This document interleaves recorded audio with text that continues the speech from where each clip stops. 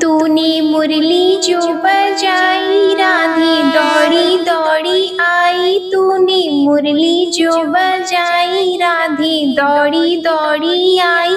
उसकी सांसों में तू है बसा कन्हैया, मुरली में जादू भरा कन्हैया, मुरली में जादू भरा। ओम श्री विष्णवे नमः। मैं हूँ वामिका और आप सभी का हमारे चैनल आध्यात्मिक सागर में हार्दिक अभिनंदन है। आज आप सुनेंगे कार्तिक मास महात्म्य का अध्याय 11। इसी के साथ आप सुनेंगे भगवत गीता का पाठ, विष्णु चालीसा का पाठ, तुलसी माता की कथा और तुलसी माता की आरती। नारद जी बोले, देवताओं और दैत्यों के युद्ध में वे दैत्य नंदीश्वर, गणेश जी, स्वामी कार्तिक इत्यादि को देखकर द्वंद्व युद्ध के लिए दौड़ गए। काल नेमी नंदी के, शुंभ गणेश जी के व निशुंभ नंदी स्वामी कार्तिकेय के पास कवच धारण करके युद्ध के लिए जा पहुँचे। निशुंभ ने स्वामी कार्तिक के मोर के हृदय में 5 बाण मार दिए। वह मूर्छित होकर गिर गया। इसके बाद कार्तिकेय शक्ति को उठाना ही चाहते थे कि निशुंभ ने अपनी शक्ति से उनकी शक्ति को काट दिया। नंदीश्वर ने सहस्त्रों बाणों से काल नेमी का सारथी और घोड़ा भी काट दिया। काल नेमी ने क्रोध करके नंदी के धनुष को काट दिया। इसके बाद उस बलि ने काल नेमी की छाती में त्रिशूल मारा। त्रिशूल से उसका हृदय फट गया, घोड़े मर गए, सारथी मर गया। ऐसे काल नेमी ने फिर भी पर्वत खंडों से नंदीश्वर को गिरा दिया। इसके बाद शुंभ रथ में बैठे हुए गणेश जी मूषक पर बैठकर दोनों आपस में बाणों से लड़ने लगे।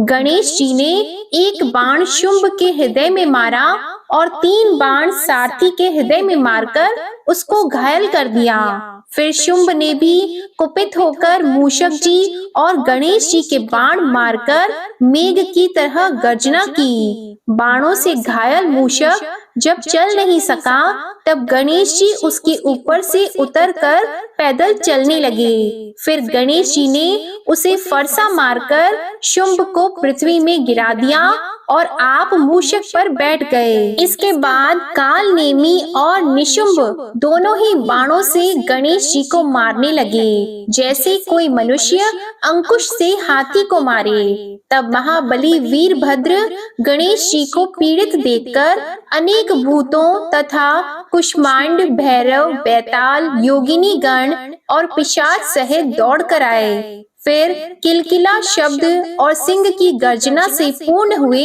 पृथ्वी को कपाने लगे। वे भूमि पर दौड़कर दैत्यों को खाते और संग्राम में उछलते कूदते रहते। नंदीश्वर और स्वामी कार्तिक सावधानी से संग्राम में बाणों से दैत्यों को मारने लगे। छिन्न भिन्न मरी हुई तथा शिवजी के गणों से खाई हुई दैत्यों की सेना व्याकुल और उदास हो गई। जब जलंधर सेना को छिन्न भिन्न देखकर बड़ी ध्वजा वाले रथ में बैठकर गणों के सम्मुख आया, उस समय जलंधर के बाणों से पृथ्वी ऐसे ढक गई जैसे आकाश कोहरे से ढक जाता है। अब जलंधर ने 5 बाण गणेश जी के, 9 बाण नंदी के और 20 बाण वीरभद्र के मारे और मेघ की तरह गरजने लगा। तब कार्तिक जी ने एक शक्ति दैत्य की मारी, जिसके प्रहार से दैत्य का चित्त व्याकुल हो गया। फिर उसने भी क्रोध में आकर गदा से स्वामी कार्तिक को मारी। गदा के लगने से स्वामी कार्तिक भूमि पर गिर पड़े। इसी तरह जलंधर ने नंदी को भी पृथ्वी पर गिरा दिया। फिर गणेश जी ने क्रोध में आकर अपने फरसे से उसकी गर्दन काट दी। वीरभद्र ने 3 बाण दैत्य के मारे और 7 बाणों से उसका घोड़ा, ध्वजा, धनुष और छत्र काट दिए। दैत्यराज ने भयंकर शक्ति से गणेश जी को गिरा दिया और दूसरे रथ में बैठकर वीरभद्र के पास आया। सूर्य के समान तेज वाले वे वीर आपस में लड़ने लगे। वीरभद्र ने बाणों से उसके घोड़े गिरा दिए और धनुष भी काट दिया। तब जलंधर परिग लेकर दौड़ गया। नारद जी बोले, उस दैत्य ने वह परिग वीरभद्र के मस्तक में मारा, जिससे उसके मस्तक से लहू गिरने लगा और वह पृथ्वी पर गिर पड़ा। नारद जी बोले, शिवजी के गण वीरभद्र को गिरा देखकर भय से चिल्लाते हुए शिवजी के पास गए। इसके आगे का वृतांत आप अगले अध्याय में सुनेंगे। अब आप सुनिए भगवत गीता का यह महात्म्य। भगवान श्री विष्णु माता लक्ष्मी से बोले, सुमुखी, अब मैं छठे अध्याय का महात्म्य बताता हूँ, जिसे सुनने वाले मनुष्यों के लिए मुक्ति करत लगत हो जाती है। गोदावरी नदी के तट पर प्रतिष्ठानपुर पैठन नामक एक विशाल नगर है, जहाँ मैं पिपलेश के नाम से विख्यात होकर रहता हूँ। उस नगर में जानश्रुति नामक एक राजा रहते थे, जो भूमंडल की प्रजा को अत्यंत प्रिय थे। उनका प्रताप मार्तंड मंडल के प्रचंड तेज के समान जान पड़ता था। प्रतिदिन होने वाले उनके यज्ञ के धुएं से नंदन वन के कल्प वृक्ष इस प्रकार काले पड़ गए थे, मानो राजा की असाधारण दानशीलता देखकर वे लज्जित हो गए हों। उनके यज्ञ में प्राप्त पुरोडाश के रसास्वादन में सदा आसक्त होने के कारण देवता लोग कभी प्रतिष्ठानपुर को छोड़कर बाहर नहीं जाते थे। उनके दान के समय छोड़े हुए जल की धारा प्रताप रूपी तेज और यज्ञ के धूमों से पुष्ट होकर मेघ ठीक समय पर वर्षा करते थे। उस राजा के शासन काल में इर्तियों यानी कि खेती में होने वाले 6 प्रकार के उपद्रवों के लिए कहीं थोड़ा भी स्थान नहीं मिलता था और अच्छी नीतियों का सर्वत्र प्रसार होता था। वे बावली, कुएं और पोखरे खुदवाने के बहाने मानो प्रतिदिन पृथ्वी के भीतर की निधियों का अवलोकन करते थे। एक समय राजा के दान, तप, यज्ञ और प्रजा पालन से संतुष्ट होकर स्वर्ग के देवता उन्हें वर देने के लिए आए। वे कमल नाल के समान उज्जवल हंसों का रूप धारण करके अपनी पांखें हिलाते हुए आकाश मार्ग से चलने लगे। बड़ी उतावली के साथ उड़ते हुए वे सभी हंस परस्पर बातचीत भी करते जाते थे। उनमें से भद्राश्र आदि 2-3 हंस वेग से उड़कर आगे निकल गए। तब पीछे वाले हंसों ने आगे जाने वालों को संबोधित करके कहा, अरे भाई भद्राश, तुम लोग वेग से चलकर आगे क्यों हो गए? यह मार्ग बड़ा दुर्गम है, इसमें हम सबको साथ मिलकर चलना चाहिए। क्या तुम्हें दिखाई नहीं देता? यह सामने ही पुण्य मूर्ति महाराज जानश्रुति का तेज पुंज अत्यंत स्पष्ट रूप से प्रकाशमान हो रहा है। उस तेज से भस्म होने की आशंका है, अतः सावधान होकर चलना चाहिए। पीछे वाले हंसों के ये वचन सुनकर आगे वाले हंस हंस पड़े और उच्च स्वर से उनकी बातों की अवहेलना करते हुए बोले, अरे भाई, क्या इस राजा जानश्रुति का तेज ब्रह्मावादी महात्मा रैक के तेज से भी अधिक तीव्र है? हंसों की ये बातें सुनकर राजा जानश्रुति अपने ऊंचे महल की छत से उतर गए और सुखपूर्वक आसन पर विराजमान होकर अपने सारथी को बुलाकर बोले, जाओ महात्मा, रैक को यहाँ ले आओ। राजा का यह अमृत के समान वचन सुनकर मह नामक सारथी प्रसन्नता प्रकट करता हुआ नगर से बाहर निकला।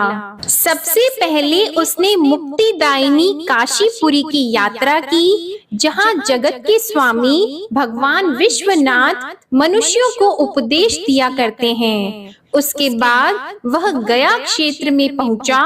वहां प्रफुल्ल नेत्रों वाले भगवान गदाधर संपूर्ण लोगों का उद्धार करने के लिए निवास करते हैं।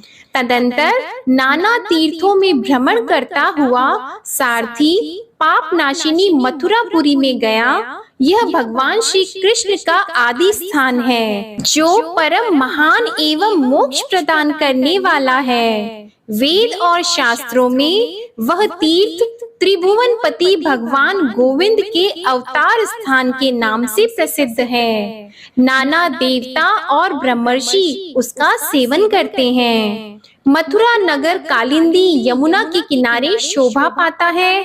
उसकी आकृति अर्धचंद्र के समान प्रतीत होती है। वह सब तीर्थों के निवास से परिपूर्ण है। परम आनंद प्रदान करने के कारण सुंदर प्रतीत होता है। गोवर्धन पर्वत के होने से मथुरा मंडल की शोभा और भी बढ़ गई है। वह पवित्र वृक्षों और लताओं से आवृत है। उसमें 12 वन है। वह परम पुण्यमय तथा सबको विश्राम देने वाले श्रुतियों के सारभूत भगवान श्री कृष्ण की आधार भूमि है। तत्पश्चात मथुरा से पश्चिम और उत्तर दिशा की ओर बहुत दूर तक जाने पर सारथी को कश्मीर नामक नगर दिखाई दिया, जहाँ शंख के समान उज्जवल गगनचुंबी महलों की पंक्तियां भगवान शंकर के अठास की भांति शोभा पाती हैं, जहाँ ब्राह्मणों के शास्त्रीय आलाप सुनकर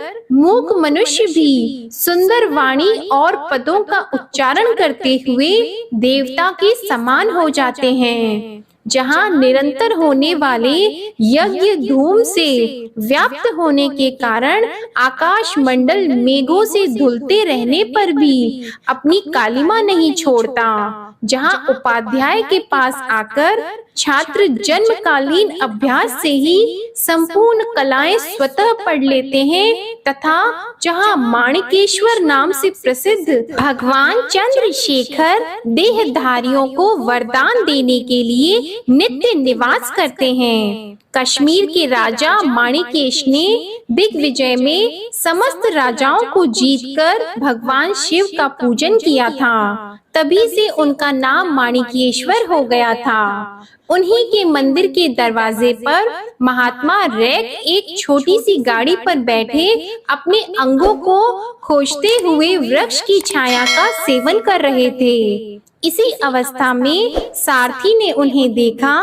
राजा के बताए हुए भिन्न भिन्न चिन्हों से उसने शीघ्र ही रैक को पहचान लिया और उनके चरणों में प्रणाम करके कहा, ब्राह्मण, आप किस स्थान पर रहते हैं? आपका पूरा नाम क्या है? आप तो सदा स्वच्छंद विचरने वाले हैं, फिर यहाँ किस लिए ठहरे हैं? इस समय आपका क्या करने का विचार है? सारथी के ये वचन सुनकर परम आनंद में निमग्न महात्मा रैक ने कुछ सोचकर उससे कहा, यद्यपि हम पूर्ण काम हैं, हमें किसी वस्तु की आवश्यकता नहीं है, तथापि कोई भी हमारी मनोवृत्ति के अनुसार परिचर्या कर सकता है। रैक के हार्दिक अभिप्राय को आदर पूर्वक ग्रहण करके सारथी धीरे से राजा के पास चला गया। वहां पहुंचकर राजा को प्रणाम करके उसने हाथ जोड़कर सारा समाचार निवेदन किया।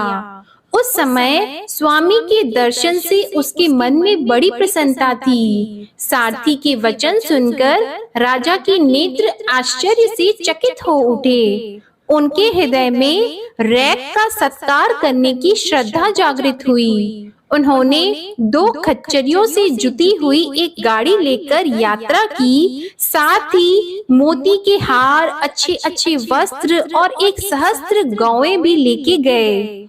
कश्मीर मंडल में महात्मा रैक जहाँ रहते थे, उस स्थान पर पहुंचकर राजा ने सारी वस्तुएं उनके आगे निवेदन कर दी और पृथ्वी पर पड़कर साष्टांग प्रणाम किया। महात्मा रैक अत्यंत भक्ति के साथ चरणों में पड़े हुए राजा जान श्रुति पर कुपित हो उठे और बोले, रे शूद्र, तू दुष्ट राजा है, क्या तू मेरा वृतांत नहीं जानता? यह खच्चरियों से जुती हुई अपनी ऊंची गाड़ी ले जा, ये वस्त्र, ये मोतियों के हार और ये दूध देने वाली गौएं भी स्वयं ही ले जा।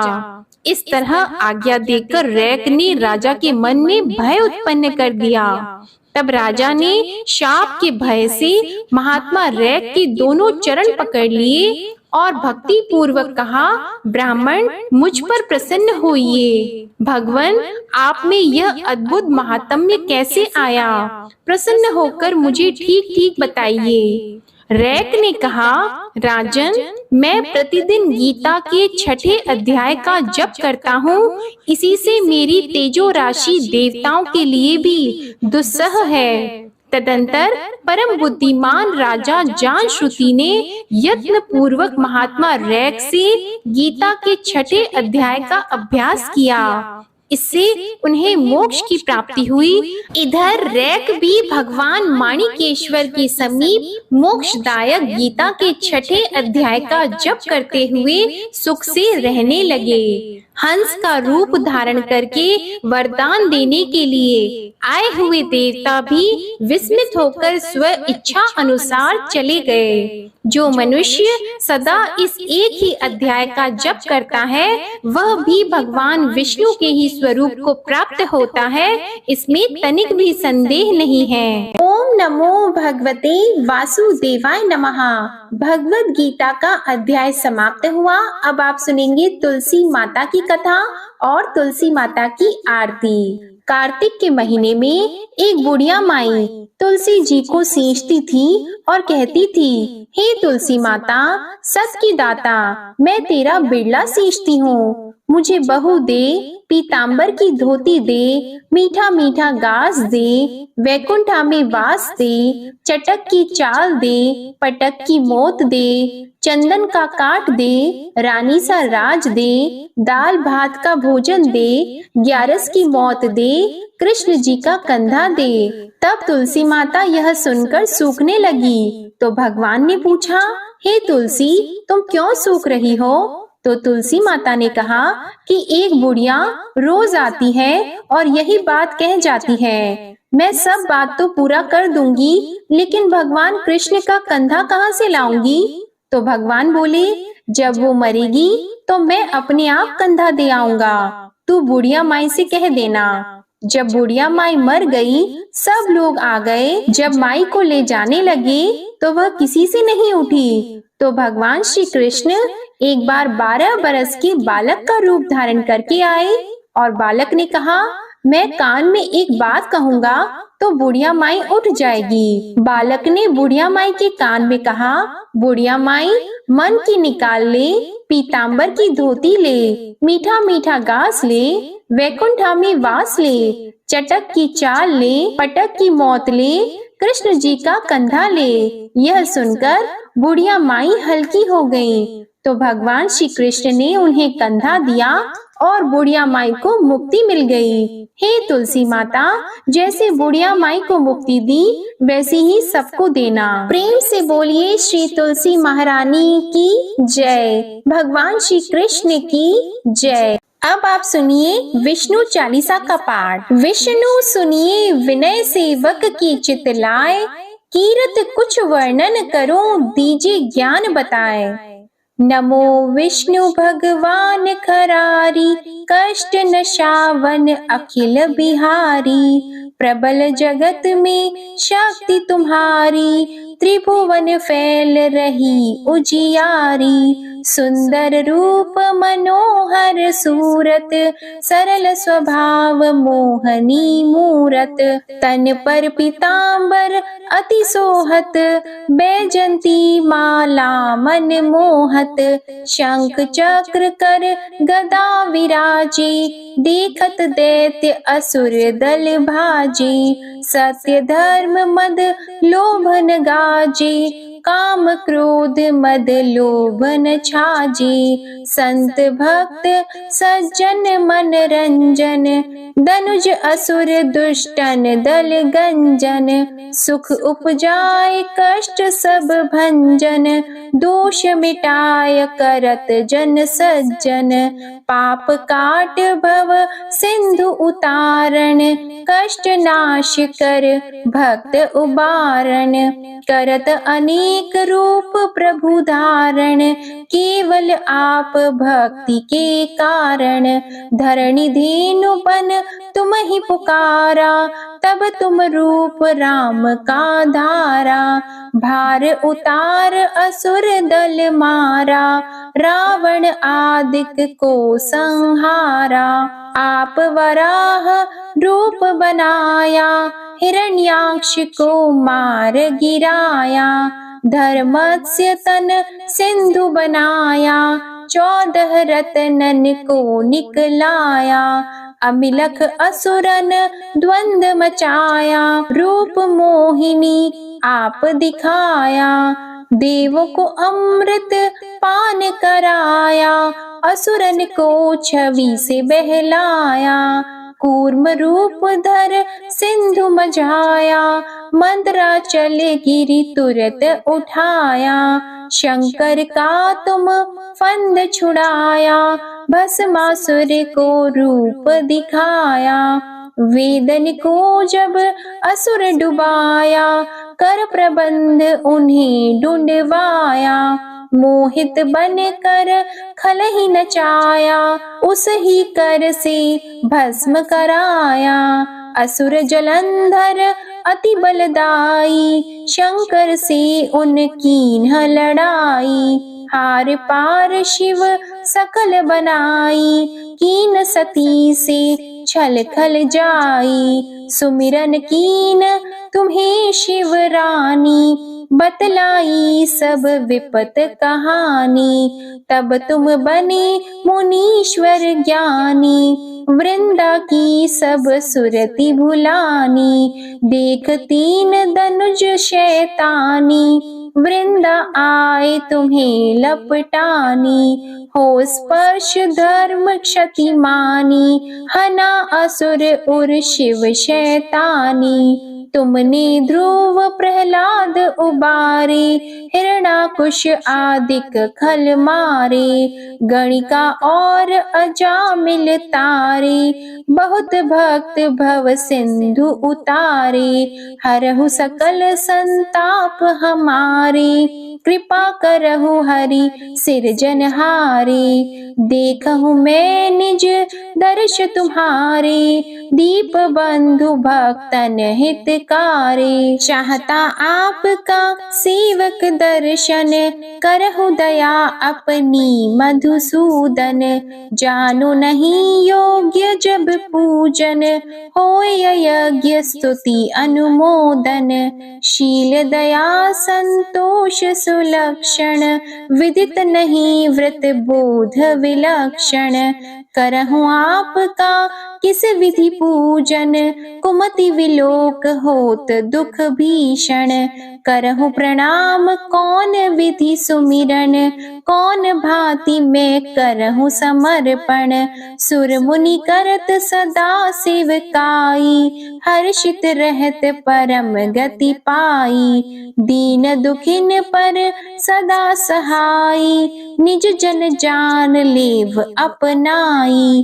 पाप दोष संताप नशाओ, भव बंधन से मुक्त कराओ। सुत संपत्ति दे सुख उपजाओ, निज चरणन का दास बनाओ। निगम सदा ये विनय सुनावे, पढ़े सुने सो जन सुख पावे। ओम श्री विष्णवे नमः। अब आप सुनिए तुलसी माता की आरती। तुलसी महारानी नमो नमो, हरि की पटरानी नमो नमो। तुलसी महारानी नमो नमो, धन तुलसी पूरण तप कीनो। शालिग्राम बनी पटरानी नमो नमो। तुलसी महारानी नमो नमो, हरि की पटरानी नमो नमो। जाके पत्र मंजरी कोमल, श्रीपति कमल चरण लपटानी नमो नमो। तुलसी महारानी नमो नमो, हरि की पटरानी नमो नमो। कौन से महीने बोई रानी तुलसा, कौन से महीने हुई हरियाली नमो नमो। कौन से महीने हुई तेरी पूजा, कौन से महीने हुई पटरानी नमो नमो। तुलसी महारानी नमो नमो, हरि की पटरानी नमो नमो। आषाढ़ मास में बोई रानी तुलसा, सावन मास में हुई हरियाली नमो नमो। तुलसी महारानी नमो नमो। कार्तिक मास में हुई तेरी पूजा, मंगसिर मास में हुई पटरानी नमो नमो। तुलसी महारानी नमो नमो। धूप दीप नैवेद्य आरती, पुष्पन की वर्षा बरसानी नमो नमो। तुलसी महारानी नमो नमो। 56 भोग 3600 व्यंजन, बिन तुलसा हरि एक न मानी नमो नमो। तुलसी महारानी नमो नमो। जो तुलसी को सवेरे गाए, श्री कृष्ण के दर्शन पाए नमो नमो। तुलसी महारानी नमो नमो। जो तुलसी को दोपहर में गाए, खीर खांड का भोग लगाए नमो नमो।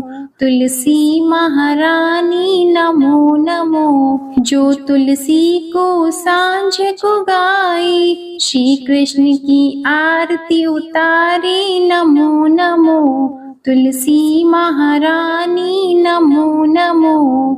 जो तुलसी को रात को गाए, श्री कृष्ण के चरण दबाए नमो नमो। तुलसी महारानी नमो नमो। सभी सखी मैया तेरो यश गावे, भक्ति दान दीजिए महारानी नमो नमो। तुलसी महारानी नमो नमो। तुलसी महारानी नमो नमो, हरि की पटरानी नमो नमो। प्रेम से बोलिए तुलसी माता की जय, लक्ष्मी माता की जय, भगवान विष्णु जी की जय। यह थी आज की कार्तिक मास महात्म्य की कथा। आपको ये कथा पसंद आए तो वीडियो को लाइक करिएगा, शेयर करिएगा, कमेंट में विष्णु जी और तुलसी जी की जय जरूर लिखिएगा और हमारे चैनल को सब्सक्राइब करिएगा। जय श्री कृष्णा।